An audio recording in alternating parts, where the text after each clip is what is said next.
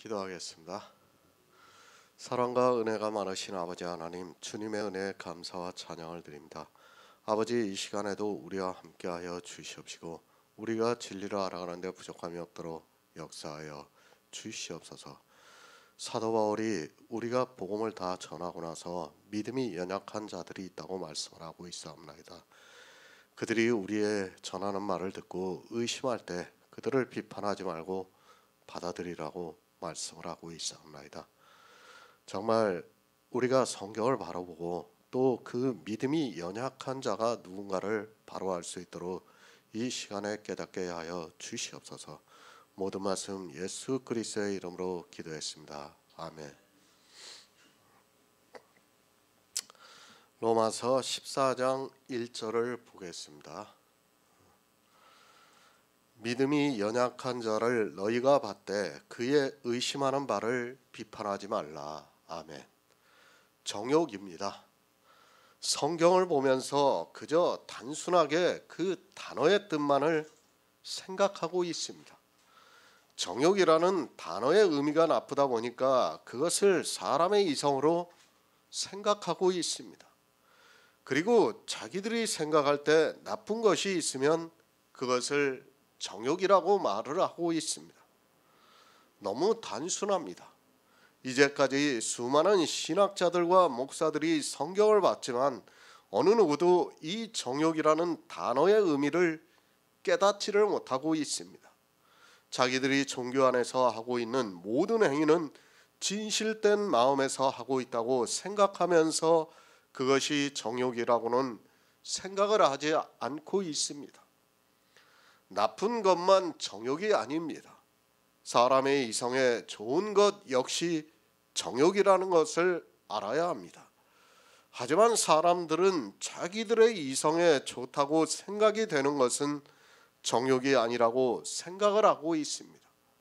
실상은 교회 안에서 경건의 모양을 내려고 하는 모든 행위가 아니 하나님을 잘 믿는다는 것을 보이기 위한 모든 행위가 정욕에서 나오고 있지만 깨닫지를 못하고 있습니다. 교인들의 모든 행위입니다.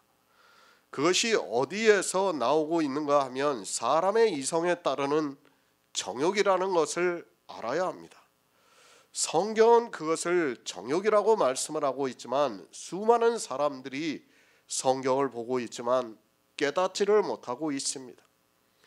깨닫지 못함으로 인하여 이 시대 역시 모두가 정욕에 빠져서 나오지를 못하고 있습니다. 예배를 드립니다. 사실 우리나라 기독교만큼 예배에 욕심이 많은 나라가 어디 있습니까? 일주일에 10여 차례나 되는 예배를 드리고 있습니다. 제가 이것이 정욕이라고 하면 저를 더 이상한 사람으로 취급할 것이 분명합니다. 그러나 종교에 의해서 하고 있는 그런 모든 행위가 다 정욕에서 나온 것임을 깨닫지 못하면 그는 육신의 일을 도모하고 있는 사람입니다. 기독교입니다.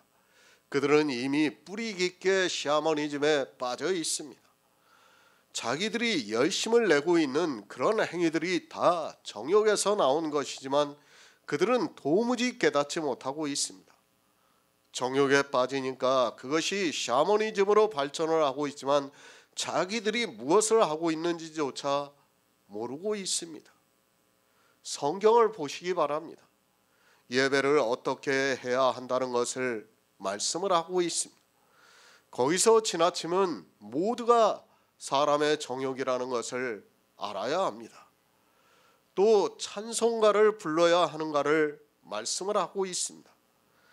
역시 거기서 지나치고 있다면 그것은 다 하나님에 대한 열심이 아니라 사람의 정욕이라는 것을 알아야 합니다. 기도를 하고 있습니다.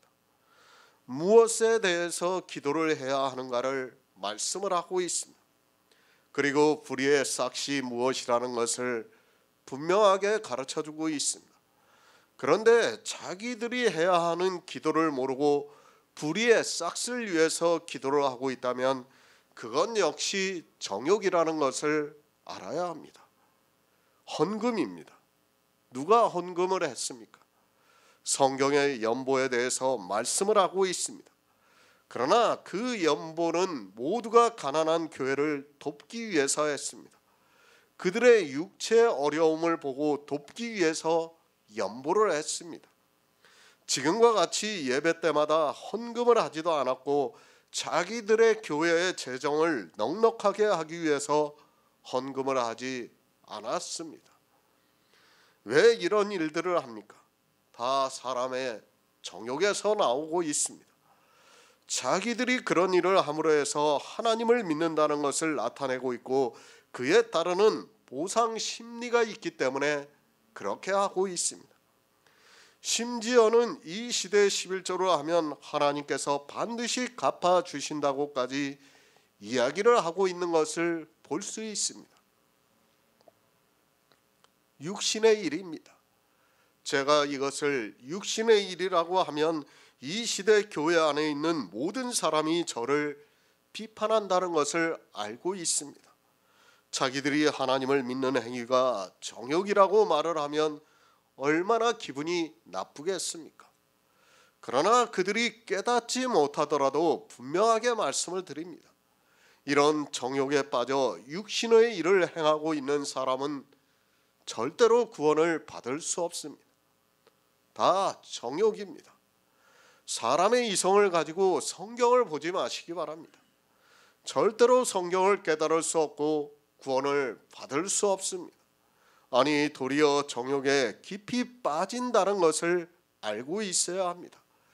아니 자기들이 하고 있는 행위가 정욕이라는 것조차 깨닫지 못하고 평생을 신앙생활을 하면서 정욕에 빠져 살다가 주님이 오실 때 바깥 어두운 곳에 쫓겨나게 됩니다. 육신의 일입니다. 한글만 알아도 쉽습니다. 육신의 일이 무엇인가를 모릅니까? 내 육신으로 어떠한 일을 하고 있다면 그것은 다 육신의 일이라는 것을 알아야 합니다. 그런데 성경을 보면서도 육신의 일이 무엇이라는 것을 깨닫지를 못하고 있습니다. 세상 사람만 육신으로 일을 합니까? 그것이 아닙니다. 교회 안에 있는 모든 사람도 역시 육신으로 일을 하고 있습니다. 자기들이 육신으로 예배를 드리고 있고 찬송가를 부르고 있고 기도를 하고 있고 헌금을 하고 있고 또 교회 안에서 여러 가지 행위들을 하고 있습니다. 이 모든 일들을 육신으로 하고 있습니다. 그런데 이상하게도 교회 안에만 들어가면 사람들은 정신까지도 빼앗기고 있는 것을 볼 수 있습니다. 성경에서 분명히 육신의 일을 하지 말라고 말씀을 하고 있지만 교회 안에만 있으면 성경을 보아도 그 말씀이 무슨 말씀인가를 깨닫지를 못하고 있습니다. 왜 그렇습니까? 하나님에 대한 열심이 너무 강하기 때문입니다. 그 열심이 정욕이라는 것을 깨닫지 못하고 자기들이 하고 있는 일은 육신의 일이 아니라고 생각을 하고 있습니다. 세상 사람들은 육신의 일을 하면서 살아가고 있고 자기들은 교회 안에서 하나님의 일을 하면서 살아가고 있다고 생각하고 있습니다. 성경을 누가 봅니까? 이 로마서를 누구에게 보냈습니까? 이 세상 사람들이 성경을 보고 있습니까? 이 기본이 되는 것도 모르고 있습니다. 마치 세상 사람들이 성경을 보는 것과 같이 해석을 하고 있습니다. 성경을 보는 시각이 바뀌지 않으면 절대로 성경이 바로 풀어질 수 없다는 것을 알아야 합니다. 교회 안에 있는 일입니다. 사도 바울이 교회 안에 있는 사람들에게 오직 예수 그리스도로 옷 입고 정욕을 위하여 육신의 일을 도모하지 말라고 말씀을 하고 있습니다. 하지만 사람들은 교회 안에 있는 자기들은 예수 그리스도로 옷 입은 사람이고 세상 사람은 정욕을 위하여 육신의 일을 도모하면서 살아가고 있다고 생각하고 있습니다. 다수입니다. 교회 안에 있는 다수가 정욕을 위해서 육신의 일을 도모하고 있기 때문에 하나님께서 사도 바울을 통해서 이 말씀을 기록하게 하셨습니다. 실제 이 시대 절대 다수의 사람들이 교회 안에서 수많은 행위들을 하면서 정욕을 위하여 육신의 일을 도모하면서 살아가고 있는 것을 볼 수 있습니다. 새 번역을 보겠습니다. 여러분은 믿음이 약한 이를 받아들이시고 그의 생각을 시비거리로 삼지 마십시오. 오직 믿음입니다. 우리가 구원을 받는 것은 오직 믿음이라고 사도 바울은 계속해서 말씀을 하고 있습니다. 어느 누구도 이 믿음이 없이는 예수 그리스도로 옷 입을 수 없다는 것을 말씀하고 있습니다. 예수 그리스도로 옷 입는다는 말씀은 예수 그리스도의 영이 우리 안에 거하는 역사가 있다는 것을 말씀하고 있습니다. 사도 바울은 계속해서 이 믿음에 대해서 말씀을 하고 있습니다. 하지만 안타깝게도 이 시대 교회 안에 있는 사람들은 성경을 보면서도 이 믿음에 대해서 전혀 깨닫지를 못하고 있습니다. 아니, 자기들이 다 믿음이 있다고 말을 하고 있습니다. 종교 안에서 하고 있는 행위를 보면서 믿음이 있다고 말을 하고 있습니다. 그러나 바로 알아야 합니다. 우리에게 믿음이 어떻게 임하고 있는가를 알아야 합니다. 내가 믿고 싶다고 해서 믿는 것이 아닙니다. 사도 바울이 지금 로마서 13장까지의 말씀을 하고 있습니다. 그 말씀이 무엇인가 하면 예수 그리스도를 믿어 영생을 얻으라고 말씀을 하고 있습니다. 로마서 13장까지입니다. 사실 이 말씀만 바로 알아도 누구나 믿을 수 있습니다. 그것을 전제로 해서 사도 바울이 말씀을 하고 있습니다. 이 말씀을 바로 알고 성령의 감동을 받은 성도는 누구나 예수 그리스도로 옷 입는다는 것을 말씀을 하고 있습니다. 이제까지 우리가 교제를 나누었지만 사도 바울이 우리 구원에 대해서 얼마나 자세하게 그리고 정확하게 말씀을 하고 있습니까? 그런데 어떻습니까? 교회 안에서 이 말씀을 모두 들었습니다. 그러니까 로마서 13장까지의 모든 말씀을 다 들었다는 말씀입니다. 그러면 당연히 믿음이 있어야 하는데 그렇게 복음을 듣고도 믿음이 연약한 자가 있다는 말씀입니다. 이해가 안 되지만 사실은 그렇습니다. 왜 그런가 하면 그것이 사람의 이성이라는 것을 말씀을 하고 있습니다. 복음을 듣습니다. 모든 사람이 다 믿을 수 있습니까? 그것이 아니라 같이 복음을 들었을지라도 믿음이 연약한 자가 있다는 말씀입니다. 그러니까 아직 성령의 감동을 받지 못하고 있는 사람이 있다는 말씀입니다. 14장 1절은 참으로 많은 생각을 하게 만들고 있는 말씀입니다. 디도서 3장 10절을 보겠습니다. 신약 성경 350쪽입니다. 디도서 3장 10절입니다. 이단에 속한 사람을 한두 번 훈계한 후에 멀리하라. 아멘. 교회입니다. 사도 바울이 로마에 있는 성도들에게 보내는 편지입니다. 이 사람들은 교회 안에서 복음을 들은 사람들입니다. 우리는 교회 안에 있는 이단과 복음을 듣고 있지만 믿음이 연약한 사람을 분별을 해야 합니다. 이 시대는 이단이 누군지 그리고 믿음이 연약한 자가 누군지도 전혀 모르고 있습니다. 이단입니다. 저는 사람의 생각을 가지고 이단이라고 말하고 싶지 않습니다. 성경에서 이단이 누군가를 말씀하고 있습니다. 사람의 생각을 가지고 저와 다르다고 이단이라고 한다면 저 역시도 그들과 조금도 다르지 않다고 생각을 하고 있습니다.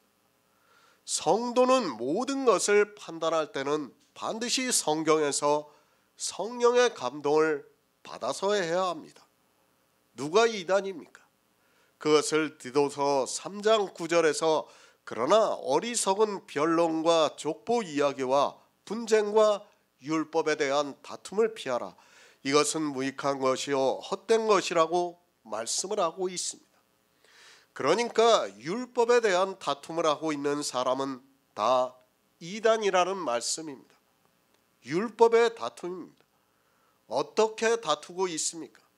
그것을 갈라디아에서 말씀하고 있습니다. 유대에 있는 거짓 형제가 갈라디아에 있는 교회에 와서 할례의 타당성을 이야기를 하면서 갈라디아에 있는 성도들에게 할례를 받게 했습니다. 이 문제를 가지고 사도 바울은 율법주의와 다투었지만 결론이 나지를 않자 예루살렘에 가서 사도들과 이야기를 했습니다. 그 결론이 무엇입니까? 우리 조상들도 능히 매지 못했던 무거운 멍에를 이방인들에게 지우지 말라고 결론을 내렸습니다. 그러니까 이방인들에게 율법을 지키게 해서는 안 된다는 것을 말씀을 하고 있습니다. 그러나 교회 안에는 이단에 속한 사람이 끊임없이 들어오고 있다는 것을 알고 있어야 합니다. 여러분 스스로가 생각하시기 바랍니다. 저는 성경에 기록이 되어 있는 그대로 말씀을 드리고 있습니다. 율법을 단 한 가지라도 지키고 있다면 그는 이단이라고 말할 수 있습니다. 제가 지어낸 말씀이 아니라 사도 바울이 디도서를 통해서 이단이 누군가를 분명히 가르쳐주고 있습니다. 이단이 있습니다. 그를 어떻게 하라고 말씀을 하고 있습니까? 한두 번 훈계를 한 후에 그가 훈계를 듣지 않으면 멀리하라고 말씀을 하고 있습니다. 우리는 그 이단에서 나왔습니다. 그런데 모를 일입니다. 이 중에는 그럴 사람이 없겠지만 누군가 새로 들어오는 사람이 있으면 그가 혹시라도 율법을 지키고자 할 수 있다는 것을 늘 생각하고 있습니다. 지금은 제가 있습니다. 그리고 성령을 받은 성도님들이 있습니다. 그러나 세월이 흘러서 우리가 죽고 난 후에 이 교제를 하는 모임에 새로운 사람들이 들어오다 보면 누군가는 분명히 율법의 행위를 가지고 들어올 것이 분명합니다. 그가 모든 율법을 지키고자 하는 것이 아니라 처음에는 정말 타당성이 있는 것 한 가지를 가지고 이야기를 하게 되고 그것을 분별을 하지 못하게 되면 그대로 율법주의에 빠지게 되어 있습니다. 다행히 분별이 됩니다. 그러면 어떻게 해야 합니까? 사람은 정이라는 게 있습니다. 그래서 사실 매몰차게 끊어버린다는 것이 쉽지가 않습니다. 누군가 분명히 율법의 행위를 하고 있는데 그 사람을 냉정하게 끊어버린다는 것이 쉽지 않은 것이 사람의 마음이라는 것을 알아야 합니다. 혹시 그럴 수도 있습니다. 그가 물질이 많을 수도 있습니다. 그러면 사람들은 그 물질에 약하게 되어 있고 좋은 것이 좋다고 하면서 그냥 묻어가려고 할 수 있습니다. 그것에 대해서 사도 바울이 단호하게 말씀을 하고 있습니다. 한두 번 훈계한 후에 멀리하라고 말씀을 하고 있습니다. 왜 이렇게 말씀을 하고 있습니까? 그를 멀리하지 않으면 반드시 교회 안에는 그와 같은 행위를 하는 사람들이 나오게 되어 있습니다. 특히 교회 안에 믿음이 연약한 자들이 있으면 이단의 행위를 보고 따라하게 되어 있습니다. 늘 말씀드리지만 우리는 율법에 대해서 내 생명을 걸고 싸워야 한다는 것을 잊어서는 안 됩니다. 생명의 문제입니다. 영원한 생명이 죽고 사는 문제입니다. 이 문제가 있기 때문에 이단에 속한 자는 한두 번 훈계를 한 후에 그가 듣지 않으면 멀리하라고 말씀을 하고 있습니다. 왜 멀리해야 하는가 하면 복음과 율법이 함께 섞여 있으면 반드시 율법주의로 가기 때문에 멀리하라고 말씀을 하고 있습니다. 율법주의를 멀리하시기 바랍니다. 여러분이 성령을 받았다고 자신하지 마시기 바랍니다. 성경에서 멀리하라고 하면 반드시 멀리해야 합니다. 우리가 받아들일 사람이 있고 멀리해야 하는 사람이 있습니다.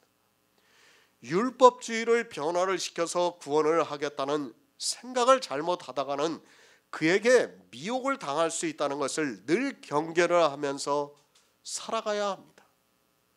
다시 말씀드립니다. 진리 플러스 비진리는 진리가 되는 것이 아니라 거의 비진리가 된다는 것을 알아야 합니다. 복음을 들은 성도들과 율법주의자와 함께 교회 안에 있으면 율법주의자가 복음을 듣고 믿는 것이 아니라 복음을 들은 사람들이 율법주의로 된다는 것을 말씀하고 있습니다. 그래서 사도 바울이 한두 번 훈계를 한 후에 멀리하라고 말씀을 하고 있습니다. 로마서 14장에 믿음이 연약한 자입니다. 이단과 믿음이 연약한 자는 다르다는 것을 알아야 합니다. 이단은 복음을 듣지 않고 율법의 행위를 하고 있는 사람을 말씀을 하고 있습니다. 아니, 복음을 들었어도 아주 조금밖에는 듣지를 않았습니다. 그러나 로마서 14장에서 말씀을 하고 있는 믿음이 연약한 자는 지금까지 사도 바울이 말씀한 로마서 13장까지의 모든 말씀을 들은 사람입니다. 로마서입니다. 사도 바울은 복음과 율법에 대해서 계속해서 비유를 통해서 우리에게 명확하게 말씀을 하고 있습니다.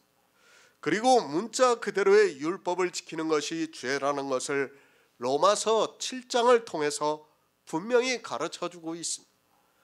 이 복음을 듣지 못한 사람은 당연히 율법을 지키게 되어 있습니다. 그러나 어떻습니까? 복음을 들은 사람은 율법을 지키고 싶어도 지킬 수 없습니다. 지금 그것을 말씀하고 있습니다. 이제까지 모든 복음을 들었습니다. 그리고 율법을 지킬 수 없는 사람이 있습니다. 그러나 아직 그가 믿음에 든든히 서지 못하고 의심을 하고 있다는 말씀입니다. 성경은 영의 일입니다. 사람의 이성으로는 이 말씀을 설령 듣는다 해도 복음이 믿어진다는 것이 쉽지가 않습니다. 늘 말씀드리지만 제가 아무리 여러분에게 복음을 전해도 이 자리에서 듣고 있는 성도님들에게 하나님께서 각자에게 성령을 보내주시지 않으면 믿고 싶어도 믿을 수 없습니다. 믿을 수 있습니까? 절대 믿지를 못하게 되어 있습니다. 제가 그리스도 편지 사이트를 통해서 복음을 전하고 있습니다. 그리고 우리 목사님들이 그 말씀들을 정리를 해서 각자의 블로그에 올리고 있습니다. 그리고 그 말씀을 많은 사람들이 지나치듯이 보고 있습니다. 블로그를 통해서 많은 사람들이 보고 있습니다. 그런데 어떻습니까? 말씀을 보고는 있지만 그들이 이 자리에 오지를 못하고 있습니다. 왜 그런가 하면 복음의 말씀은 보고 있지만 정말 그런가 하면서 의심을 하고 있다는 말씀입니다. 만약에 그들이 의심을 하지 않는다면 자기 생명에 관한 일이기 때문에 반드시 찾아오게 되어 있다고 믿고 있습니다. 그리고 우리와 함께 교제하기를 원하게 되어 있습니다. 지금과 초대교회는 다릅니다. 지금은 다른 복음이 전해지고 있는 상태에서 복음을 보고 있습니다. 그러나 초대교회는 사도들이 복음을 먼저 전했습니다. 그리고 난 후에 교회 안에 다른 복음을 가진 자들이 들어왔습니다. 물론 그럴지라도 믿음이 있는 성도가 함께 모여 교제를 한다고 믿고 있습니다. 복음을 들었습니다. 그런데 믿음이 연약한 자들이 있습니다. 전혀 복음을 듣지 않고 율법을 지키고 있는 사람들에게 하고 있는 말씀이 아닙니다. 초대교회는 사도들이 복음을 전했습니다. 내세를 생각하는 사람들이 사도들이 전하는 복음을 들었지만 모든 사람들이 그 복음의 말씀을 깨달은 것이 아니라 그 중에는 약한 사람들이 있었다는 말씀입니다. 복음을 듣습니다. 그러니까 로마서 13장까지의 모든 말씀을 들었습니다.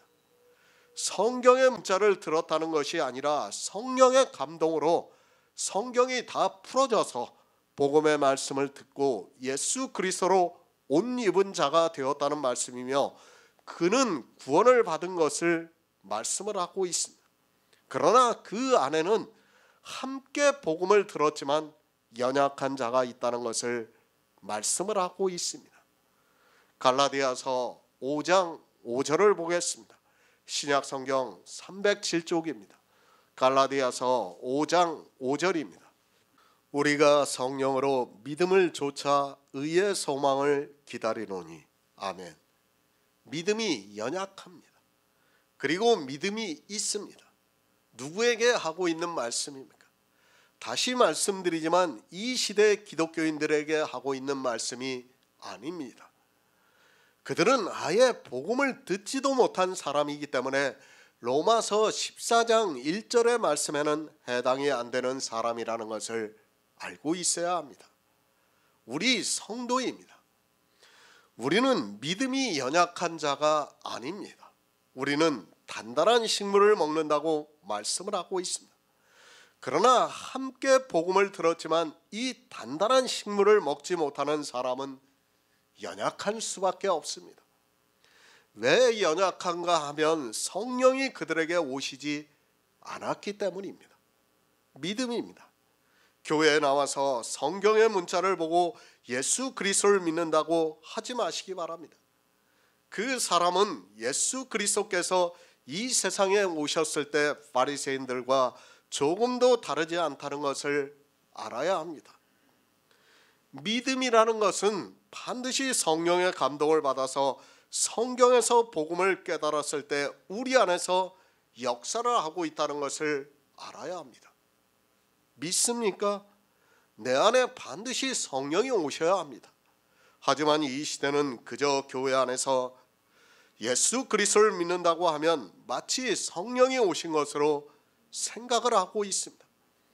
복음을 듣지도 못한 그들에게는 절대로 성령이 오시지 않는다는 것을 알아야 합니다. 성령이 오시면 어떻게 됩니까? 그가 모든 진리 가운데로 인도를 하시리라고 말씀을 하고 있습니다.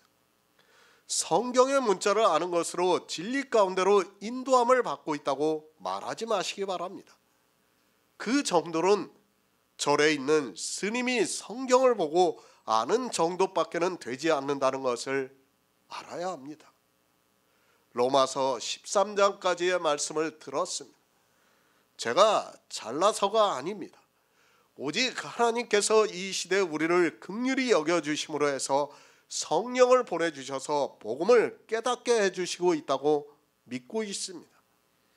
이렇게 성령의 감동을 받아 로마서 13장까지의 말씀을 푼 것과 이제까지 모든 신학자들과 목사들이 성경을 푼 것과는 전혀 다르다는 것을 우리가 알고 있습니다. 제가 남들보다 지혜가 있어서입니까? 그것이 아니라 오직 하나님의 은혜라고 믿고 있습니다.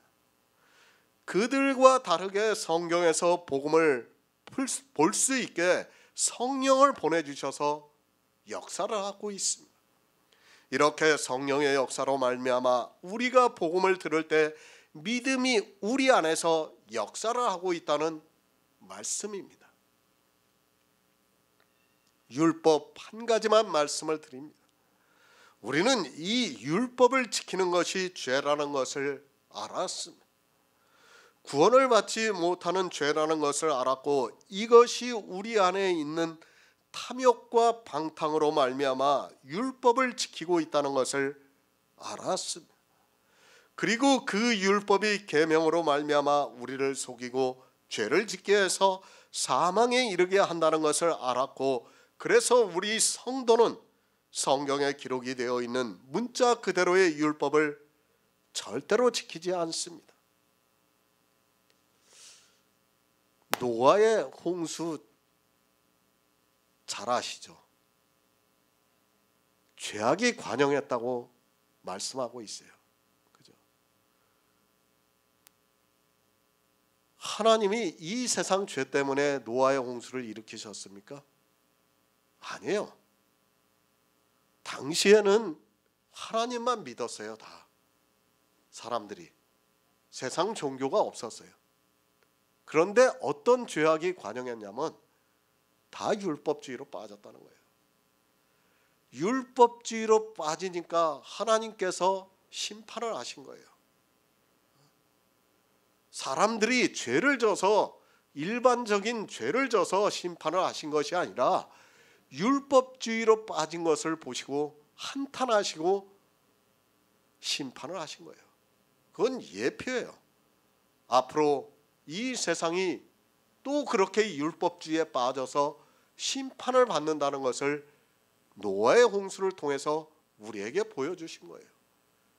그런데 사람들은 어떻게 생각하느냐면 마치 이 세상 죄가 관영을 해가지고 그렇게 하나님께서 심판을 하신 것으로 생각을 하고 있습니다. 절대 아닙니다. 율법주의에 빠졌어요. 주님도 율법주의에 극에 달았을 때 이 세상에 오셨어요. 그리고 앞으로 우리가 보는 교회는 점점 더 율법주의로 갈 겁니다. 그 율법주의가 도에 달았을 때 그때 심판이 온다는 것을 여러분이 알고 있어야 합니다. 그런 것을 모르면 우리는 교회 안에 아무리 있어도 계속 범죄만 하면서 살아갈 수밖에 없다는 것을 여러분이 깨닫고 있어야 합니다. 믿음입니다. 그냥 믿어지는 것이 절대로 아닙니다. 반드시 우리 안에 성령이 오셔서 역사를 해야 성경에서 진리를 볼 수 있고, 아니 복음을 듣고 믿을 수 있다고 성경에서 말씀을 하고 있습니다.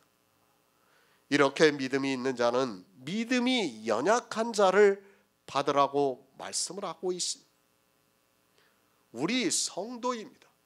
믿음이 있는 자입니다. 우리는 이제 단단한 식물을 먹고 있습니다. 그래서 장성한 분량에까지 이르러 예수 그리스도로 옷 입었다고 말씀을 하고 있습니다. 이것이 어떻게 된 것인가 하면 성령이 우리 안에 오셔서 역사를 하기 때문에 되었다는 말씀입니다. 복음을 들었습니다. 그리고 성령이 오셨습니다. 이렇게 복음을 듣고 있는 성도 안에서 믿음으로 역사를 하는 것이 성령이라고 말씀을 하고 있습니다. 성령이 오시는 전제 조건이 무엇인가 하면 반드시 복음을 들어야 합니다. 복음을 듣지도 않은 사람에게는 성령이 오실 수 없습니다. 더구나 교회 안에서 율법을 지키고 있는 사람에게는 절대로 성령이 오실 수 없습니다. 우리는 믿음이 있습니다. 그것을 어떻게 알 수 있는가 하면 율법을 지키고 있는가를 보면 알 수 있습니다. 우리는 율법을 안 지키고 있기 때문에 믿음이 있다는 것을 알 수 있다는 말씀입니다. 너희입니다. 사도 바울은 믿음이 있는 성도를 너희라고 말씀을 하고 있습니다. 그러니까 로마서 13장까지의 모든 말씀을 듣고 성령의 감동으로 믿어지는 역사가 있는 성도들에게 말씀을 하고 있습니다. 사실 이 로마서를 보고도 대부분의 사람들은 믿을 수 없다는 것을 잘 알고 있습니다. 강해를 했습니다. 누군가 이 말씀을 다 본다고 해서 그 사람이 믿는다는 보장이 없다는 것을 저는 잘 알고 있습니다. 물론 하나님께서 그에게 성령을 보내주시면 듣고 믿을 수 있습니다. 그러나 사도 바울도 그렇게 말씀하기보다는 믿음이 연약한 자가 있다는 것을 말씀을 하고 있습니다. 믿음이 연약한 자입니다. 그를 받으라고 말씀을 하고 있습니다. 앞에서 말씀을 드렸지만 이단에 속한 자는 한두 번 훈계를 한 후에 듣지 않으면 멀리해야 합니다. 그러나 우리가 전하는 복음을 다 들었습니다. 아니 그리스도 편지를 통해서 보았거나 블로그를 통해서 보았습니다. 그런데 그가 성령의 감동을 받지 못하고 있다면, 그래서 연약하다면 그를 받으라고 말씀을 하고 있습니다. 요한복음 6장 60절을 보겠습니다. 신약성경 155쪽입니다. 요한복음 6장 60절입니다. 제자 중 여럿이 듣고 말하되 이 말씀은 어렵도다. 누가 들을 수 있느냐 한데. 아멘. 성경입니다. 사람들은 성경을 너무 쉽게 보고 있습니다. 아니 자기들이 신학이라는 곳에 가서 배우면 성경을 알 수 있는 것으로 생각하고 있습니다. 성경을 주의 깊게 보시기 바랍니다. 하나님께서 선지자들을 보내주셔서 이스라엘을 책망하시지만 그들은 전혀 깨닫지를 못하고 있습니다. 율법 한 가지만 해도 그렇습니다. 이스라엘이 율법을 어떻게 보았습니까? 그들은 문자 그대로 보고 그것을 지키기 위해서 최선을 다했습니다. 그러나 율법은 신령한 것이고 또 그림자라고 말씀을 하고 있습니다. 하지만 이스라엘은 율법에 대해서 전혀 깨닫지를 못하고 주님께서 오실 때까지 그들은 하나님께서 자기들에게 반포하신 율법이라고 하면서 그것을 지키는 일에 열심을 다했습니다. 이스라엘은 성경을 보고도 깨닫지를 못했습니다. 그럼 이 시대 기독교인들은 율법을 보고 깨닫고 있습니까? 아니 이제까지 기독교라는 종교에 있는 사람들이 성경에 기록이 되어 있는 율법을 보고 그것이 신령하다는 것을 깨달았습니까? 어느 누구도 깨닫지를 못했습니다. 왜 깨닫지를 못했는가 하면 율법을 보면서 너무 쉽게 생각을 했기 때문입니다. 실상은 어떻습니까? 정말 어렵습니다. 저 역시도 많은 율법을 풀고 있지만 아직까지도 전혀 모르는 율법들이 많이 있습니다. 성경을 보면 그 말씀이 어렵다는 것을 알아야 하는데 이 시대는 아니 이스라엘도 그렇고 기독교인들도 그렇고 너무 쉽게 성경을 보고 있습니다. 어느 정도로 쉽게 보고 있는가 하면 초등학생도 아는 정도로 성경을 보고 있습니다. 성경 어렵습니다. 다시 말씀드리지만 쉽게 보지 마시기 바랍니다. 제가 거의 1년을 넘게 몸이 아파서 설교를 작성하지 못했습니다. 그동안 정말 마음고생도 많이 했습니다. 저 역시 사람인지라 많은 생각을 했고 때로는 무기력함에 빠지기까지 했습니다. 그러나 감사합니다. 이렇게 다시 건강을 회복해서 성경을 풀 수 있어서 감사드리고 있습니다. 여기까지 오기까지는 정말 우리 윤 목사님께서 저보다 더 마음고생을 많이 하시면서 제 몸을 정말 당신 몸보다 더 생각하면서 돌보아 주셨다는 것을 잘 알고 있습니다. 감사드리고 있습니다. 인간적으로나 복음적으로나 저는 윤 목사님께 늘 감사한 마음을 가지고 살아가고 있습니다. 왜 이 말씀을 하고 있습니까? 제가 몸이 아프기 전에 로마서 13장 거의 마지막을 쓰고 있었습니다. 그 중간중간에 13장까지는 어떻게 마쳤습니다. 그리고 14장을 쓰는 것을 몇 번을 시도하다가 몸이 회복이 되지 않아서 중간에 그만두었습니다. 이것이 2년 전의 일이에요. 제가 이 14장을 몇 번을 지웠는지를 모르겠습니다. 적어도 5번 이상은 되는 것 같습니다. 다시 쓰려고 하면 전에 쓴 것이 이상하게 보였습니다. 다시 쓰려고 할 때마다 지우고 썼습니다. 그리고 이제 건강이 많이 회복이 되어서 다시 쓰고 있는데 그렇게 몇 번을 쓰고 지우고 다시 쓴 것을 보니까 또 이상해서 결국에는 새로 작성을 하고 있습니다.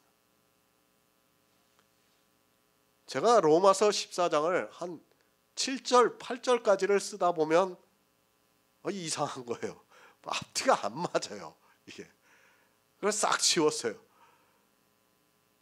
그걸 몇 개월마다 한 번씩 반복을 한 거예요. 제가 정말 그렇게 가면서 이 14장을 썼습니다. 제가.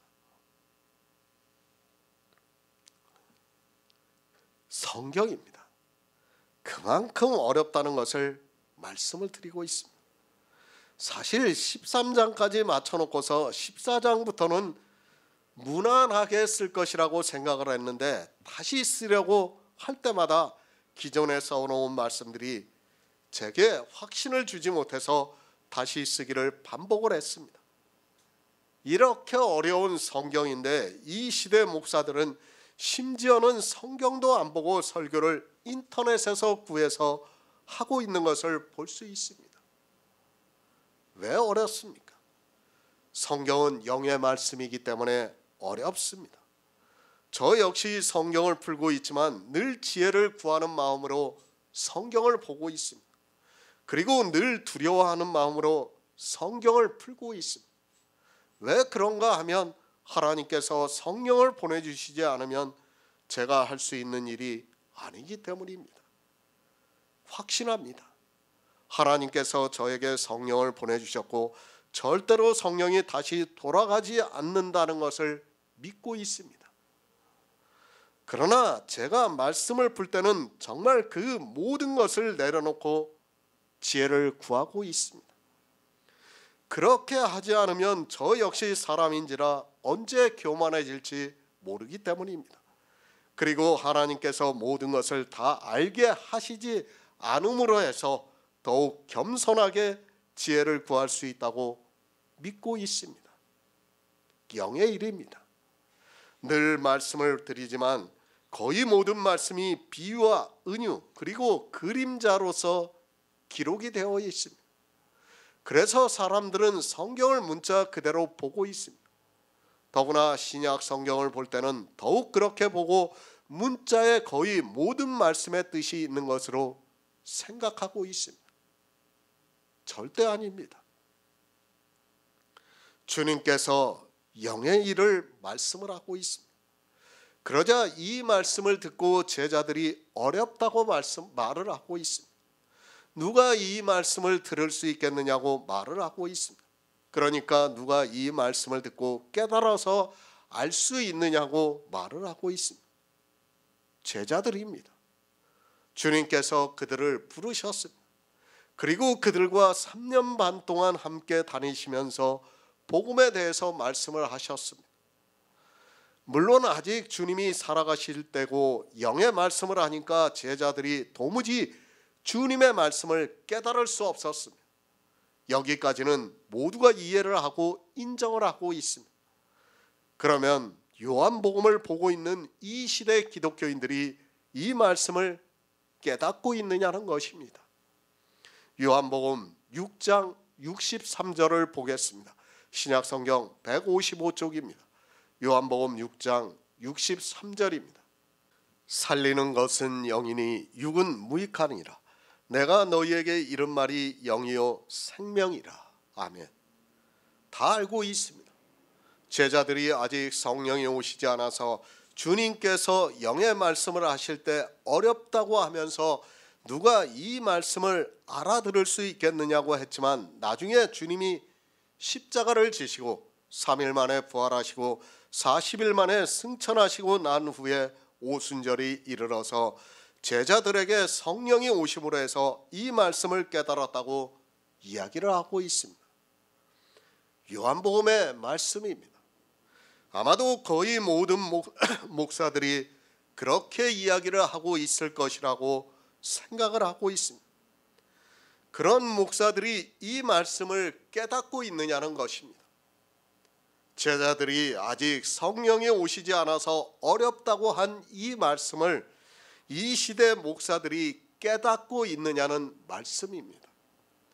마치 자기들이 다 아는 것과 같이 말을 하고 있지만 전혀 그렇지가 않고 있습니다. 그들이 압니까? 살리는 것이 영이라는 것을 압니까? 아니, 이 영에 대해서 알고 있습니까? 어느 누구도 모르고 있습니다. 이 시대 기독교 목사들도 모르고 이제까지 있었던 그 유명한 신학자라고 하는 사람들도 모르고 기독교의 교리를 세운 루이스 벌콥이라는 사람도 이 영에 대해서 그가 쓴 기독교 조직 신학책에서 전혀 언급을 하지 못하고 있습니다. 제자들은 어렵다고 합니다. 그런데 이 시대 목사들은 아주 쉽게 성경을 보고 있습니다. 제자들보다 더 모르고 있는 상태에 있으면서도 마치 자기들이 다 아는 것과 같이 이야기를 하고 있습니다.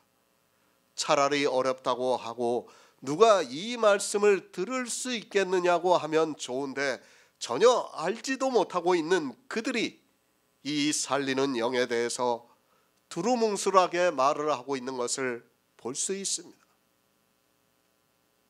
어렵습니다. 도무지 이해가 되지 않습니다. 복음을 들었지만 이 말씀이 무슨 말씀을 하고 있는지 아무리 생각을 해도 깨달을 수 없습니다. 이렇게 복음을 듣고 깨닫지 못하는 사람을 사도 바울은 믿음이 연약한 자라고 말씀을 하고 있습니다. 물론 제자들은 주님께서 승천하시고 난 후에 성령이 오심으로 해서 이 말씀들을 깨달을 수 있었습니다. 그런데 어떻습니까? 이 시대 기독교인들은 이 살리는 영에 대해서 전혀 모르고 있습니다. 아니, 듣지도 못하고 있습니다. 그들은 연약한 자가 아니라 이단에 속해 있는 자라는 것을 바로 알아야 합니다. 살리는 것은 영이라는 그 말씀을 보고도 이 영이 무엇이라는 것을 모르는 사람은 아예 처음부터 복음을 듣지도 못하고 있는 사람들입니다. 살리는 것은 영입니다. 그 영이 무엇입니까? 그것을 사도 바울이 로마서 13장 마지막 절에서 오직 예수 그리스도로 옷 입으라고 말씀을 하고 있습니다. 이 시대 목사들입니다. 살리는 것이 영이라는 이 문자는 너무도 잘 알고 있습니다. 그러나 이 영이 무엇이라는 것을 전혀 모르면서, 아니 바리새인보다 더 모르면서 마치 아는 것과 같이 말을 하고 있습니다. 영의 말씀입니다. 사실 사람의 이성으로 이것을 깨닫는다는 것은 불가능합니다.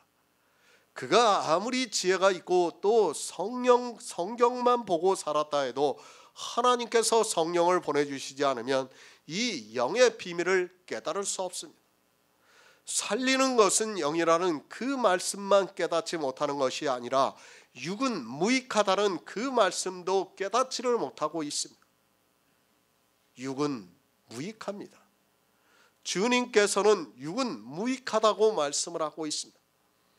무익하다는 말씀은 우리가 잘 알고 있는 백해무익이라는 말과 같습니다. 100가지의 예를 들어도 역시 무익하다는 말입니다.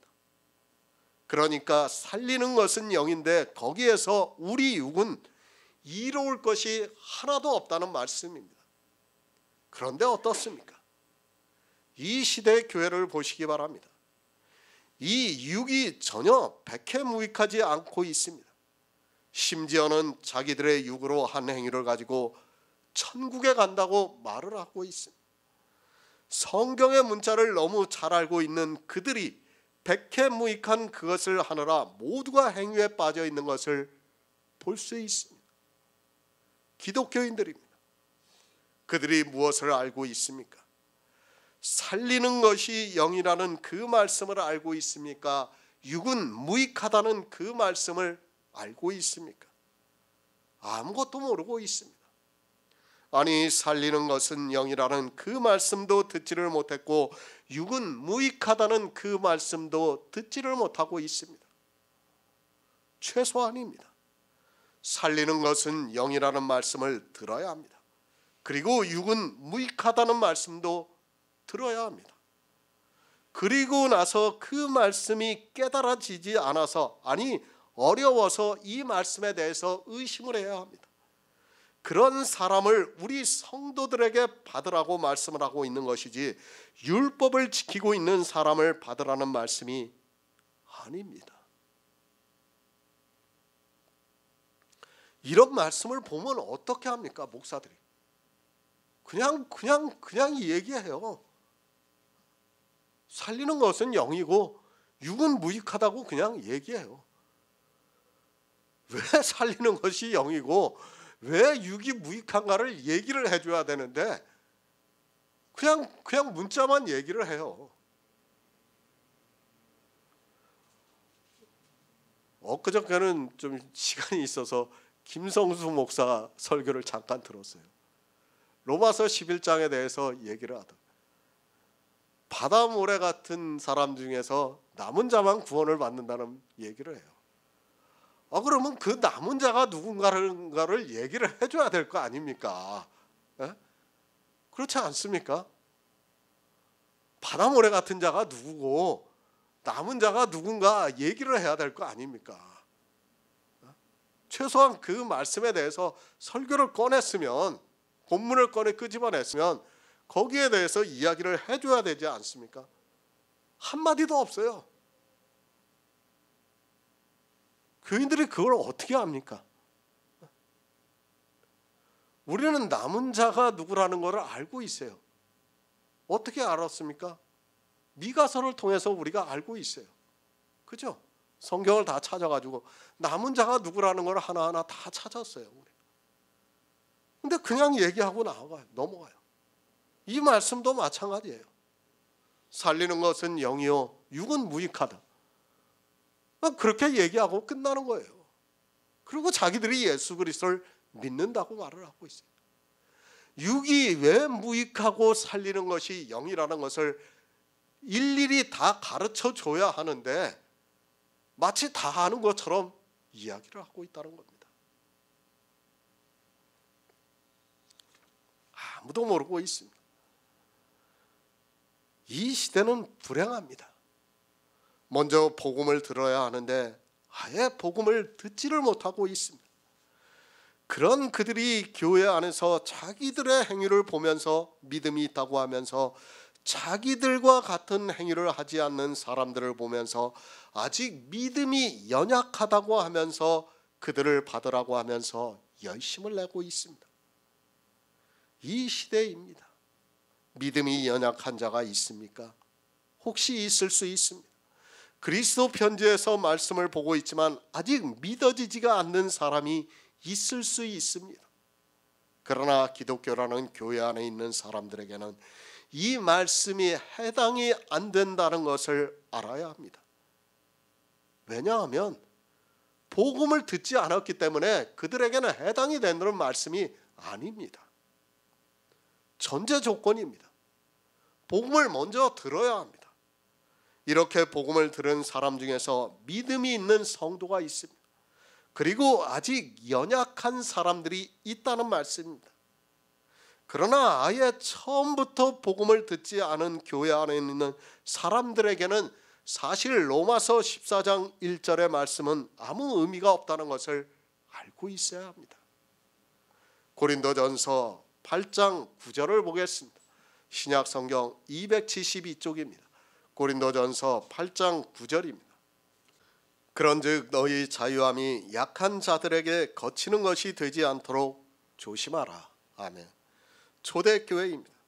지금 우리가 보고 있는 교회와는 전혀 다르다는 것을 알고 있어야 합니다. 사도 바울이 복음을 전했습니다. 먼저 복음을 전한 곳이 어딘가 하면 유대인의 회당입니다. 이방인들에게 다시 복음은 너무도 허황된 이야기와 같이 들릴 수가 있었습니다. 그래서 먼저 유대인들에게 전했습니다. 그들은 예수 그리스도는 모를지라도 그래도 하나님을 믿는 백성들이었습니다. 비록 나라의 사정으로 흩어져 있었지만 유대인들은 이방에 살면서도 회당을 지었고 그 회당 안에서 성경을 보았던 것으로 알려지고 있습니다. 그런 유대인들에게 복음을 전했고 그런 회당 안에는 자연스럽게 이방인도 함께 있었던 것으로 알고 있습니다. 교회입니다. 그 안에는 늘 약한 자가 있기 마련입니다. 왜 약한 자가 있는가 하면 이제 막 교회에 들어와서 복음을 듣고 있는 사람도 있고 또 복음을 들었지만 그것이 자기 안에서 믿음으로 역사를 하지 못하고 있는 사람도 있다는 것을 말씀하고 있습니다. 로마서 14장에 믿음이 연약한 자입니다. 다시 말씀을 드리지만 그들은 복음을 들은 사람들입니다. 그러나 유대인들은 복음을 전혀 듣지를 못하고 율법을 지키고 있는 사람들입니다. 이 두 사람은 분명히 다르다는 것을 알고 있어야 합니다.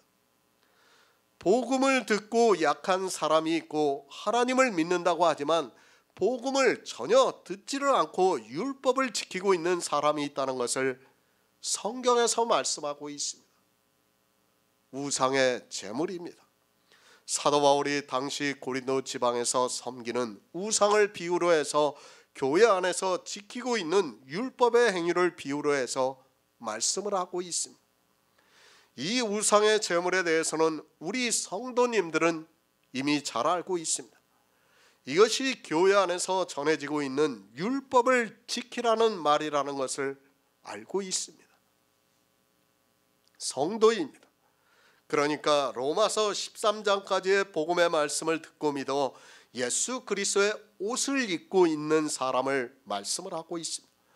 사도 바울도 고린도 교회 성도들에게 우상의 제물에 대해서는 너희가 다 지식이 있는 줄 안다고 말씀을 하고 있습니다. 그러니까 우상의 제물이 무엇이라는 것을 성도들은 다 알고 있다는 말씀입니다. 당시입니다. 지금과 같다고 생각하지 마시기 바랍니다. 복음을 가지고 있는 사도들이 이방의 복음을 전했습니다. 그리고 유대인들의 회당에 가서 그들과 교제를 하면서 복음을 전했습니다. 이제 막 복음이 전해지던 때다 보니까 그들이 복음을 전하려고 유대인의 회당에서 그들이 하는 말을 듣고 복음을 전했던 것으로 성경에서 말씀을 하고 있습니다. 유대인의 회당입니다. 그들은 비록 이방에 있어서 제사를 드리지는 않고 있지만 안식일을 지키면서 여러 가지 자기들이 지킬 수 있는 율법을 지키고 있었습니다. 그것을 사도 바울이 우상의 제물이라고 말씀을 하고 있고 또 우상의 집이라고 말씀을 하고 있습니다. 잘 이해하시기 바랍니다. 사도들이 복음을 전하고 있습니다. 지금은 성경이 있습니다. 그리고 기독교라는 종교가 있습니다. 그리고 미디어가 있다 보니까 하나님을 안 믿는 사람들이라고 해도 어느 정도는 알고 있습니다. 그러나 당시에는 정말 맨 땅에 헤딩하듯이 사도들이 복음을 전했습니다. 그런 상황에서 자연스럽게 유대인의 회당을 찾는 것은 지극히 당연할 수밖에 없었습니다. 유대인과 이방인들이 복음을 들었습니다. 그리고 예수 그리스도를 믿는 성도들이 있었습니다. 그리고 그들이 이제 복음 안에서 자유함을 얻었다고 말을 하고 있습니다. 그렇게 자유함을 얻은 유대인이었던 성도들이 늘 해오던 습관대로 유대인의 회당에 가서 안식일에 사람들이 모이면 교제를 하고 있다는 말씀입니다. 그런 그들에게 사도 바울이 말씀을 하고 있습니다. 분명히 복음을 듣고 이제 자유함을 얻었습니다. 그리고 그들은 율법을 지키지 않고 있습니다. 아니 이제 율법을 지키는 것이 아무것도 아니라는 것을 알고 있다는 말씀입니다. 그런 그들이 유대인의 회당에 가서 있는 것을 아직 믿음이 연약한 자가 보면 어떻게 되겠느냐는 것을 말씀을 하고 있습니다. 자유함이 있습니다. 그런 그들이 유대인의 회당에 가 있습니다. 그 유대인의 회당은 우상의 제물을 먹이는 곳이라는 말씀입니다. 복음을 듣고 믿고 우상의 제물이라는 것을 아는 지식이 있습니다. 그런 그들이 이제까지 해오던 습관대로 일상적인 생활을 하기 위해서 유대인의 회당에 가 있다는 말씀을 하고 있습니다. 잘 이해를 하셔야 돼요. 예배를 드리기 위해서 회당에 갔다는 것이 아니라 회당이 하나의 어떤 공동체예요. 그래서 갔다는 것을 지금 말씀하고 있는 거예요.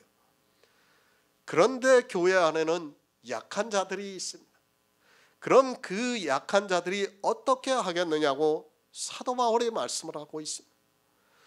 저 자유함을 얻은 성도들이 유대인의 해당에 들어가는 것을 보고 보았습니다. 그들이 물론 율법을 지켰다는 것이 아닙니다. 우리는 복음이 처음 전해지고 있었던 당시 상황을 생각하면서 성경을 보아야 합니다. 쉽게 말씀을 드립니다. 미국의 이민 사회를 어느 정도는 알고 있습니다.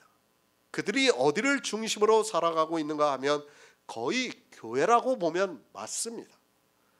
그들이 꼭 하나님을 믿어서라기보다도 미국이라는 낯선 곳에서 살려고 하다 보니까 말이 서로 통하는 우리나라 사람들과 대화를 하고 미국 사회에서 사는 정보를 얻으려고 교회에 나가는 사람들이 많은 것으로 알고 있습니다. 유대인의 회당도 마찬가지입니다. 그들이 이방에 흩어져 살면서 유대인들끼리 서로 의지가 되게 하기 위해서 회당을 지어 놓았습니다. 그리고 그 회당을 중심으로 자연스럽게 그들의 삶이 이루어지고 있었습니다. 미국 이민자들에게 그들의 삶을 들어보면 제가 드리는 말씀을 쉽게 이해할 수 있습니다. 복음을 들었습니다. 그런 그들이 어떻게 하고 있는가 하면 육적인 삶을 살아가야 하니까 미국의 이민자의 교회를 나가고 있다는 말씀입니다.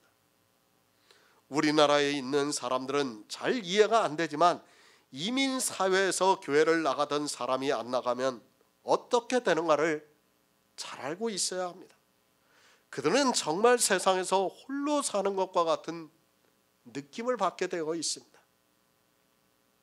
실제 있는 일이에요. 미국에서 저하고 통화를 한 사람이 있었어요. 정말 그리스도 편지를 한동안 봤어요. 교회를 안 나갔어요. 너무 외로워서 견딜 수가 없다 이거야. 정말 자기가 어떻게 했으면 좋겠냐 이거예요. 저보고. 제가 해드릴 수 있는 게 아무것도 없어요. 그래도 제가 권면했던 건 영의 일을 생각한다면, 영생을 생각한다면 외로워도 참으시고 복음을 보시라. 그랬더니 어느 순간부터 연락이 끊어졌어요. 바로 이 문제예요. 이 문제. 한 삶을 이방에 가서 살면 그 사회에서 같이 공동체를 이루어야 하는데 꼭 믿음이 아니더라도 공동체로 같이 서로 만나고 해야 돼요. 그런데 그게 끊어지다 보니까 아무것도 할 수 없는 거예요. 그러니까 지금 사도 바울도 그 말씀을 하는 거예요. 그러니까 유대인들이 복음을 들었어요. 그러니까 회당에 예배하러 가는 게 아니에요. 예배를 하러 가는 게 아니라 무엇을 하기 위해서 갔습니까? 교제를 하기 위해서 간 거예요. 그냥. 그런데 어떻습니까? 그것을 누가 봤다는 거예요. 누가 봤습니까? 믿음이 약한 사람이 보았다는 말씀입니다. 그러면 그것을 본 믿음이 약한 사람이 어떻게 되겠느냐고 말씀을 하고 있습니다. 우상의 제물이 무엇이라는 것을 다 알고 있는 지식이 있습니다. 그래서 자기는 우상의 제물을 먹지 않는다고 말을 하고 있습니다. 쉽게 말씀드려서 이 시대 나는 기독교의 교회에 가도 아무 거리낌이 없다고 말을 하고 있다는 말씀입니다. 사람이 살아가면서 있을 수 있습니다. 그리고 때로는 갈 수도 있습니다. 사도 바울이 그것 자체가 나쁘다는 것을 말씀하는 것이 아닙니다. 그 사람은 이미 복음을 듣고 믿어서 자유함이 있기 때문에 아무 문제가 되지 않습니다. 그런데 그 사람의 자유함을 아직 믿음이 약한 사람이 보았다고 하면 자기가 그렇게 해도 되는 줄을 알고 우상의 집에 가서 우상의 제물을 먹을 수 있다는 말씀입니다. 지식이 있습니까? 그리고 자유함을 얻었습니까? 그렇다고 해서 함부로 하지 마시기 바랍니다. 물론 우리 중에는 약한 사람이 없다는 것을 알고 있습니다. 그런데 우리 모임이 많아지면 반드시 약한 사람이 있기 마련입니다. 그가 그 자유함을 얻은 사람이 자기는 자유하다고 하면서 우상의 집에 마음대로 다니고 있는 것을 보았다면 어떻게 되겠느냐는 말씀입니다. 내 지식으로 약한 사람이 멸망이 된다고 말씀을 하고 있습니다. 우리 성도입니다. 우리 주변에는 늘 약한 사람이 있다는 것을 생각하고 살아가야 합니다. 성도는 지식이 있어서 모든 것에 있어서 자유함을 얻을 수 있습니다. 그리고 내 자유함으로 약한 사람이 담력을 얻어 우상의 재물을 먹는다면 우리 성도가 해서는 안 되는 일이라는 것을 말씀을 하고 있습니다. 교회입니다. 그 안에는 늘 약한 사람이 있습니다. 그 약한 사람에 대해서 사도 바울이 말씀을 하고 있습니다. 이 약한 사람은 복음을 듣고 있는 사람입니다. 비록 모든 비밀을 알지는 못할지라도 그 역시도 복음을 듣고 있고 예수 그리스도를 믿고 있다는 말씀을 하고 있습니다. 약한 자입니다. 그가 복음을 듣고 있습니다. 당연히 의심을 하게 되어 있습니다. 왜 의심을 하고 있는가 하면 아직 믿음에 든든히 서지 못하고 있기 때문에 의심을 하고 있다는 말씀입니다. 설령 우리 안에 그런 사람이 있다 해도 그가 의심하는 바를 비판하지 말라고 말씀을 하고 있습니다. 데살로니가전서 5장 14절을 보겠습니다. 신약성경 333쪽입니다. 데살로니가전서 5장 14절입니다. 또 형제들아 너희를 권하노니 규모 없는 자들을 권계하며 마음이 약한 자들을 안위하고 힘이 없는 자들을 붙들어주며 모든 사람을 대하여 오래 참으라. 아멘. 복음을 전합니다. 우리가 전하는 복음을 모든 사람이 듣고 믿으면 얼마나 좋겠습니까? 그러나 성경은 영에 이르기 때문에 하나님께서 성령을 보내주시지 않으면 믿고 싶어도 믿을 수 없습니다. 특히 내세 일은 성령의 감동을 받아 복음을 전하는 저 역시도 설명하기가 쉽지가 않습니다. 믿음이 있습니까? 저는 기적이라고 믿고 있습니다. 다른 것이 기적이 아니라 이 복음을 듣고 믿는다는 것이 기적이라고 믿고 있습니다. 복음을 전하는 저 역시도 제가 이것을 믿을 수 있다는 것이 때로는 이해가 되지 않고 있습니다. 저 역시도 사람의 이성으로는 이것이 도저히 이해가 안 돼요. 그렇지 않습니까? 저도 사람의 이성을 가지고 있는 사람이에요. 이해가 안 돼요. 그러나 분명한 사실은 하나님께서 성령을 보내주셔서 내 안에서 역사를 하고 있다는 사실입니다. 이것이 믿어져요. 그리고 감동을 받고 있어요. 사람의 이성으로는 도저히 이것을 이해할 수 없지만은 믿음으로는 역사를 하고 있다는 거예요. 이것이 놀라운 일이에요. 우리는 복음을 들었습니다. 그런 우리도 때로 이 내세 일에 대해서 의심을 하고 있습니다.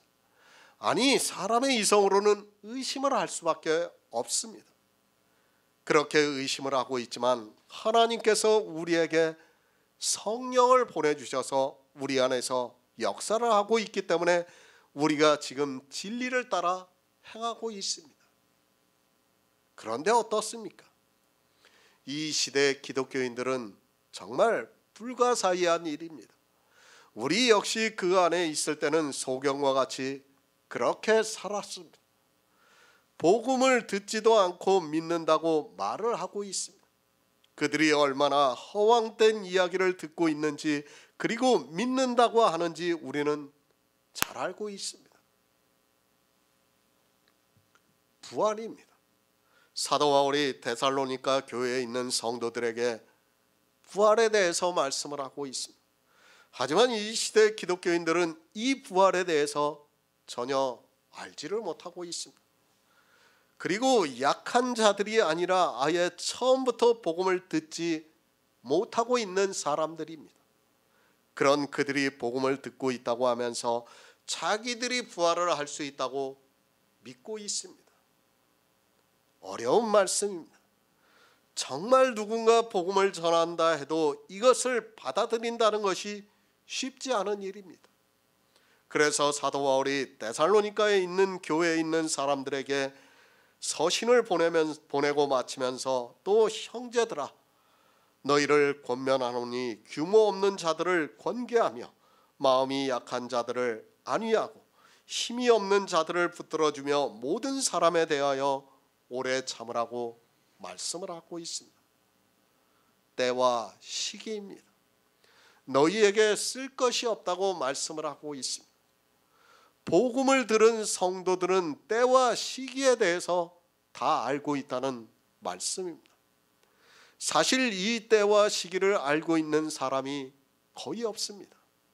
아니 데살로니가에 있는 말씀을 자기들의 편리에 따라 이야기를 하고 있고 심지어는 이 말씀을 가지고 이용을 하고 있는 사람들이 많이 있습니다.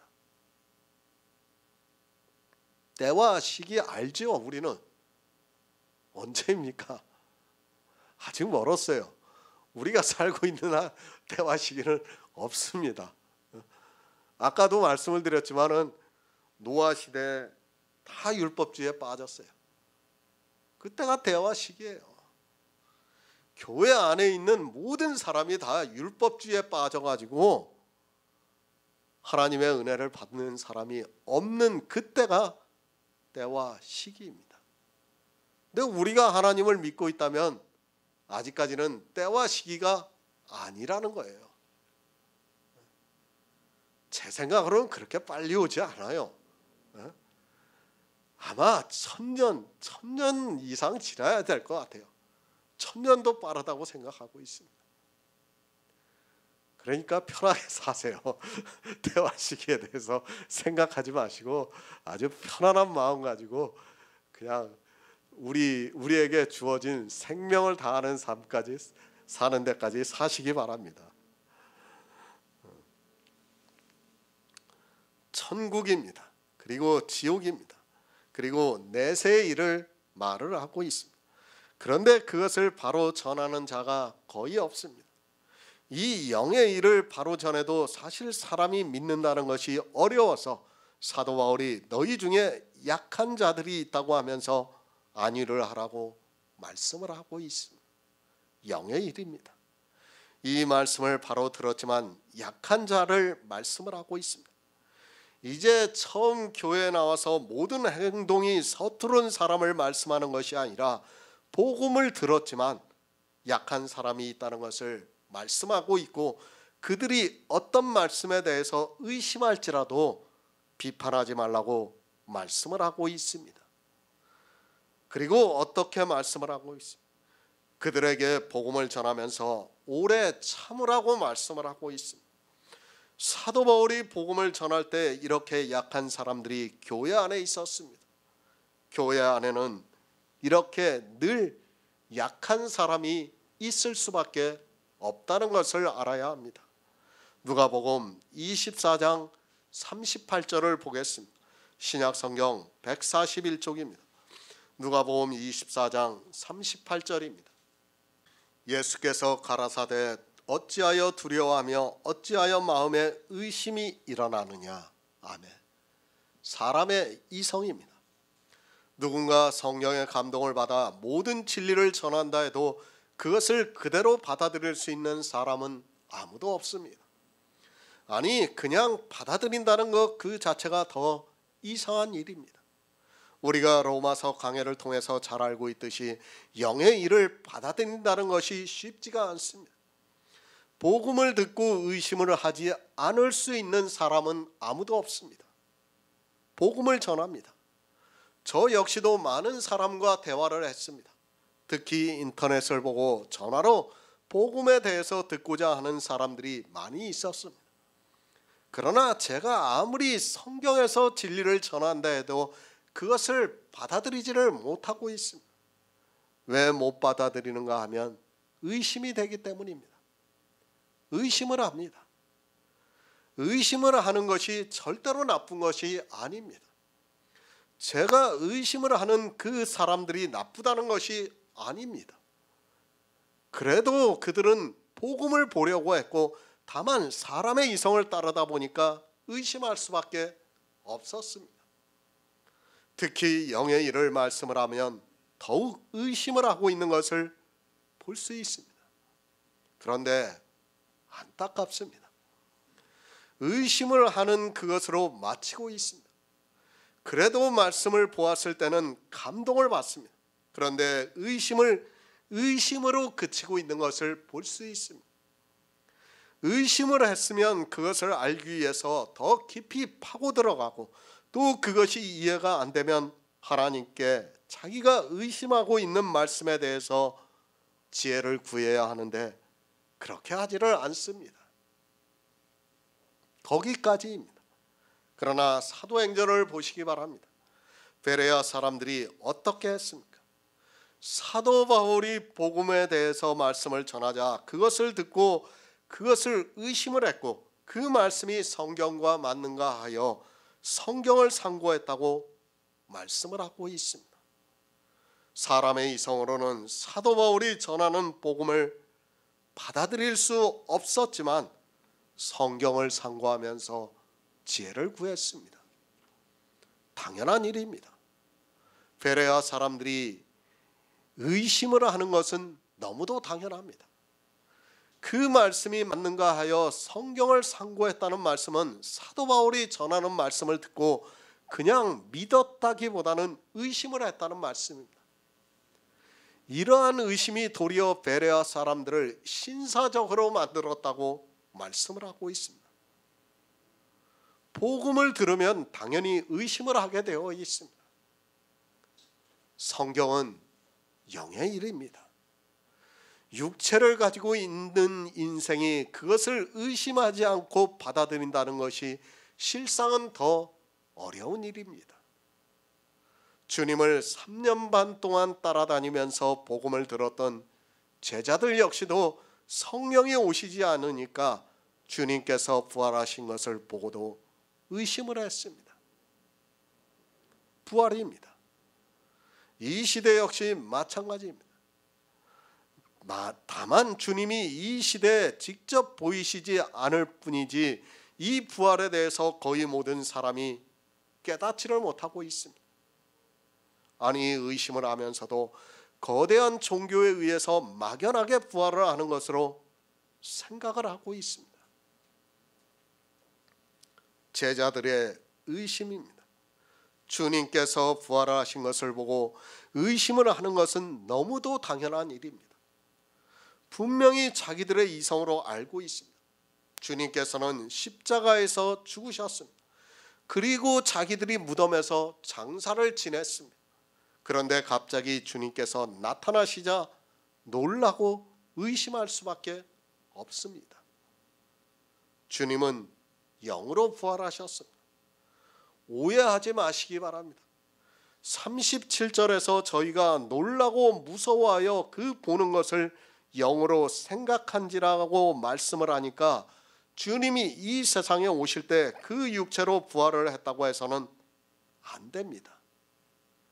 그러니까 여기서 영이라고 하는 말씀은 세상 사람들이 생각하는 그 영이 있지 않습니까? 그렇게 생각했다는 거예요. 그러니까 그 말씀의 의미를 알고 봐야지 그렇지 않으면 오해를 할 수밖에 없습니다. 주님이 이 세상에 오실 때 그 육체로 부활을 했다고 해서는 안 됩니다. 성경은 정말 이런 작은 말씀이 깨달아지지 않으면 신체의 부활을 주장할 수밖에 없습니다. 아니 제가 영으로 부활을 하셨다고 하면 이 말씀을 가지고 반박을 하게 되어 있습니다. 주님은 십자가에서 죽으셨습니다. 그 죽은 것은 이 세상에 오실 때 입고 오셨던 우리와 같은 육체입니다. 그리고 하나님께서는 영으로 살리셨습니다. 영으로 살리셨다는 말씀을 잘 이해하시기 바랍니다. 사람들이 생각하는 그런 영이 아니라 신령한 몸으로 살리심을 받았다는 것을 말씀을 하고 있습니다. 하나님은 영이십니다. 주님도 영이십니다. 비록 주님의 육체는 십자가에서 죽으셨습니다. 그러나 그 영이 있으시기 때문에 주님은 부활을 하셨습니다. 사람들이 생각하는 그런 영이 아니라 성경에서 말씀하는 영입니다. 지금 누가복음 24장에서 제자들이 영으로 생각한다는 말씀은 이 세상 사람들이 이성으로 알고 있는 영을 말씀하고 있습니다. 그리고 성경에서 말씀하는 영은 생명을 말씀하는 거예요. 달라요. 그 자체가 다릅니다. 의심합니다. 그 영으로 생각을 하면 당연히 의심을 할 수밖에 없습니다. 그러나 주님께서는 영으로 부활을 하셨지만 신령한 몸으로 부활을 하셨다는 것을 믿으면 누가복음의 말씀은 아무 문제가 되지 않습니다. 그러나 대부분의 사람들은 이런 말씀을 보면 의심을 하게 되어 있습니다. 아니, 이해가 안 됩니다. 믿음이 연약한 자는 당연히 의심을 할 수밖에 없습니다. 그가 아무리 영의 일에 대해서 복음의 말씀을 들었다 해도 하나님께서 그에게 성령을 보내주시지 않으면 100번 의심을 하게 되어 있습니다. 성령이 오셔서 그 사람 안에서 역사를 해야 믿을 수 있는데 이것을 사람의 이성으로 이해를 하려고 하니까 의심할 수밖에 없습니다. 부활입니다. 이 시대 역시 부활에 대해서 전혀 모르고 있습니다. 제자들이 주님의 부활의 형상을 보고 두려워하고 의심을 한 것과 같이 이 시대 역시 부활에 대해서 전혀 모르고 있습니다. 아니, 이 부활은 사실 사람의 이성으로는 이해가 안 되고 오직 성령이 오셔서 믿음으로 역사를 해야 합니다. 그의 의심하는 바입니다. 너무 당연한 일입니다. 그렇게 의심을 할지라도 그를 비판하지 말라고 말씀을 하고 있습니다. 왜 비판을 하지 말라고 말씀을 하고 있는가 하면 우리 역시 하나님께서 성령을 보내주시지 않으면 의심할 수밖에 없는 사람이기 때문입니다. 의심하지 않고 있습니까? 이 시대 기독교인들은 목사들이 전하는 말에 전혀 의심을 하지 않고 있습니다. 사실 그렇게 의심을 하지 않고 받아들인다는 것이 더 이상한 일이지만 믿음이 없다는 말을 듣기 싫어서 의심을 하지 않고 있습니다. 복음을 들었으면 의심을 해야 하는데 안타깝게도 이 시대는 복음을 듣지를 않아서 의심을 하지 않고 있습니다. 누군가 복음을 전하면 당연히 그 말씀에 의심을 한다는 것을 말씀하고 있습니다. 의심해야 합니다. 사도 바울이 의심을 하지 말라고 하는 말씀이 아니라 당연히 의심을 해야 한다는 뜻에서 말씀을 하고 있습니다. 사도 바울이 이방의 복음을 전했습니다. 그런데 그 복음의 말씀을 들은 그 복음의 말씀을 그대로 받아들인 사람들보다는 의심을 했던 사람이 더 많았습니다. 잘 이해하시기 바랍니다. 의심하는 것이 나쁘다는 것이 절대로 아닙니다. 아니, 사도 바울이 복음을 전하니까 대부분의 사람들이 의심을 했습니다. 사실 이 영의 일을 듣고도 의심을 하지 않는 사람이 더 이상합니다. 저 역시 사람들에게 복음을 전하면 돌아오는 대답이 거짓말하지 말라는 말입니다. 웃으면서 말을 하고 있습니다. 그런 것이 어디 있느냐고 말을 하고 있습니다. 그래도 그 정도면 다행이라고 생각을 하고 있습니다.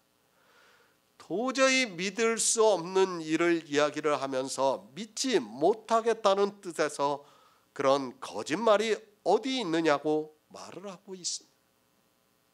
그렇게 말을 하는 것이 지극히 정상입니다. 복음을 전합니다. 그러면 당연히 돌아오는 답은 이렇습니다. 심지어는 그리스도 편지의 말씀을 많이 본 사람도 그렇게 말을 하고 있습니다. 그럴지라도 그를 비판하지 말고 받아들이라고 말씀을 하고 있습니다. 왜 그런가 하면 사람의 이성에는 우리가 전하는 복음을 들으면 당연히 의심을 하게 되어 있다는 것을 가르쳐주고 있는 말씀입니다. 아니, 복음을 전해도 성령이 오시지 않으면 의심을 하게 되어 있어요. 그러니까 교회 안에는 우리가 아무리 복음을 전해도 정말 예수 그리스도를 믿고 싶어요. 그리고 사람의 이성으로도 이게 그런가 하여 이해가 되기도 해요. 그런데 믿어지지가 않는 거예요. 그런 사람이 있을 수 있다는 얘기예요. 지금 사도 바울이 그 말씀을 하는 거예요. 교회 안에서 지금 율법을 지키고 있는 사람들에게 하고 있는 말씀이 아니라 복음의 말씀을 다 듣고 있다는 거예요. 다 들으면서도 도대체 이 말씀이 자기 안에서 역사를 하지 않는 거예요. 의심하는 거예요. 그러니까 그를 비판하지 말고 받아들이라고 말씀을 하고 있는 겁니다. 요한일서 4장 13절을 보겠습니다. 신약성경 392쪽입니다. 요한일서 4장 13절입니다. 그의 성령을 우리에게 주심으로 우리가 그 안에 거하고 그가 우리 안에 거하시는 줄을 아느니라. 아멘. 그의 의심하는 바를 비판하지 마시기 바랍니다. 우리는 비판할 자격이 없는 사람이라는 것을 알아야 합니다.